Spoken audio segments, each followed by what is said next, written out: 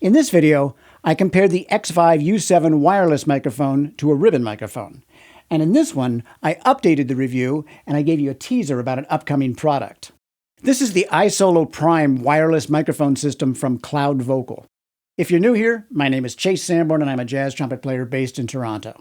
Most of my videos are about playing music, and specifically jazz, but it's starting to happen more frequently that companies are reaching out asking me to review one of their products. Now, I'll only do it if I think the product will be of interest to me, and therefore to you, and if I feel it can offer some unique perspective. I'm not paid for, and I have no interest in simply giving a sales pitch. What you get is my honest opinion, and I hope that this video is both informative and entertaining. Having seen my review on the Xvive, CloudVocal offered to send me the ISOLO PRIME, which is a complete wireless system like the Xvive. Well, they look quite different. The Xvive and the ISOLO both use a rechargeable wireless transmitter that clips onto the bell of the horn. The Xvive charges via USB-C, while the ISOLO shows its age with micro USB. Both place the mic capsule at the end of a 4-inch gooseneck. The Xvive gooseneck is easy to position, while the ISOLO gooseneck tends to snap back a bit from where you put it, like it has a mind of its own. On the other hand, after I recorded some demos with both mics clipped onto the bell, and then I went to edit, I realized that the Xvive had drooped down. Now, I don't know how much difference that would have made in the sound quality, but it caused me to re-record the demos rather than suffer the comments.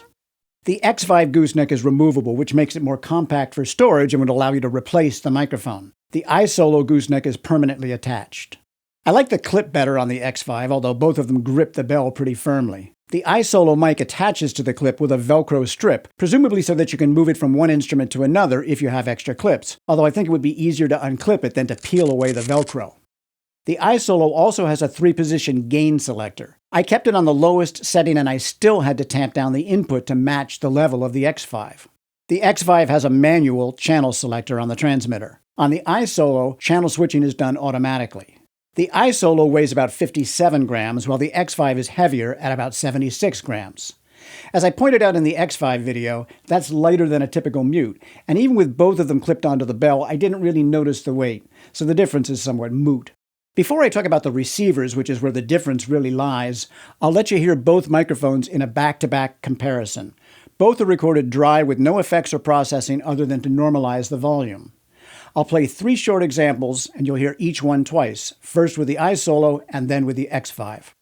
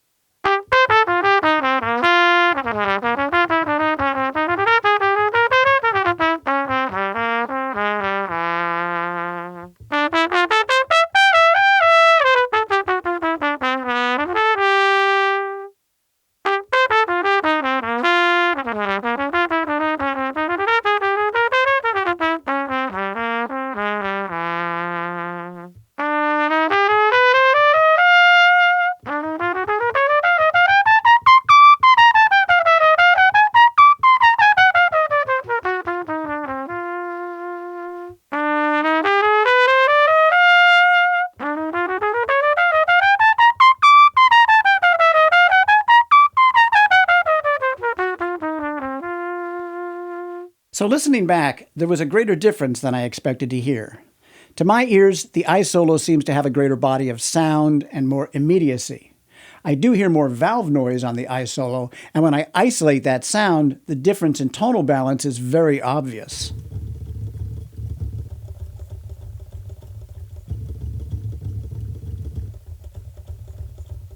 You can hear that there's a lot more low end on the ISOLO.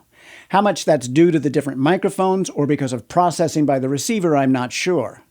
On the Xvive, you have no control over the sound of the mic. On the ISOLO, you do, and I set everything to flat, but it may still be processing the sound. This brings us to the receiver, where the two systems are very different. The Xvive receiver is a compact, rechargeable unit with an XLR connector that goes directly into the mixing board. It's plug and play. Just make sure that both the transmitter and the receiver are charged, and you're good to go. The ISOLO receiver is larger because it's essentially a compact mixer with onboard effects, and that's the unique aspect of this system.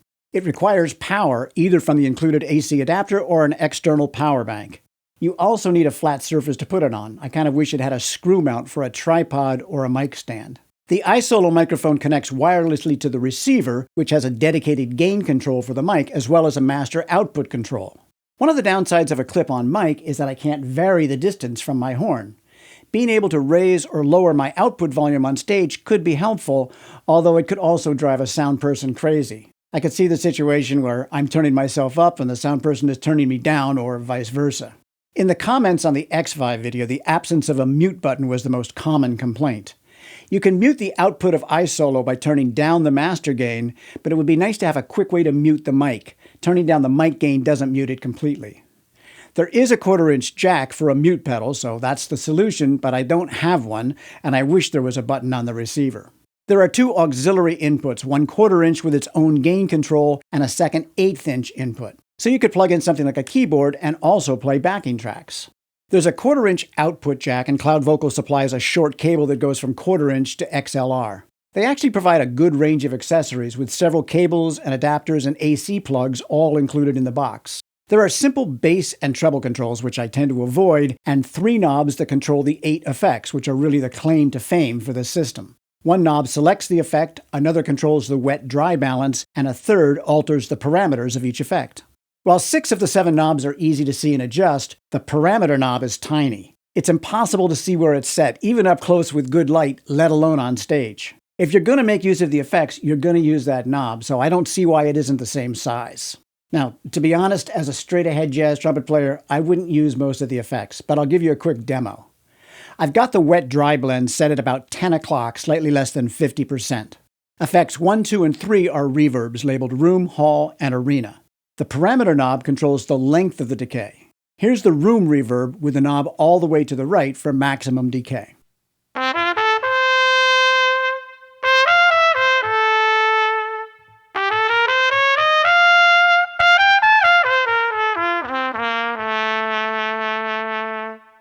Here's the hall reverb with the parameter knob all the way to the left for minimum decay.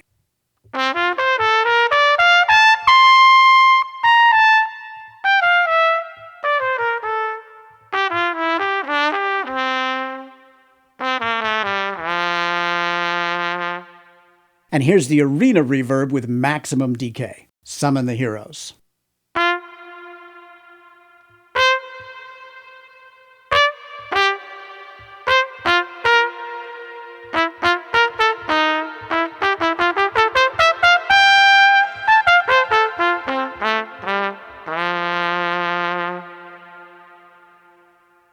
Effect 4 is a delay. The knob changes the speed.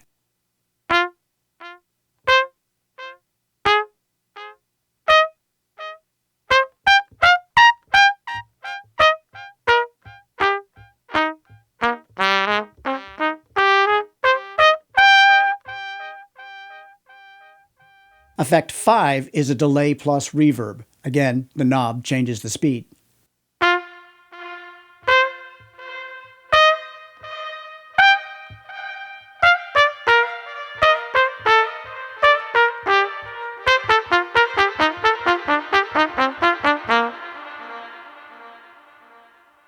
Effect 6 is a reverb that adds a high-pitched, string-like shimmer.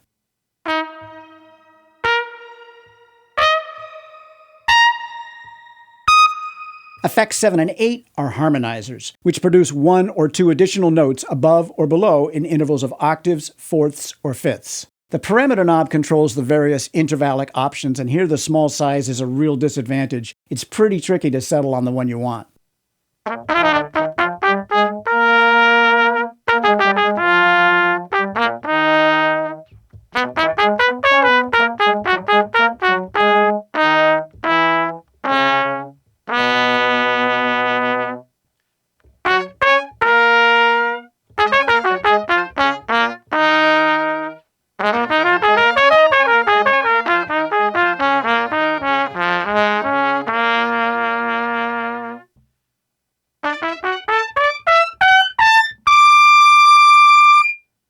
Now, even if, like me, you wouldn't have a use for most of the effects, having reverb included in the wireless mic system is pretty cool.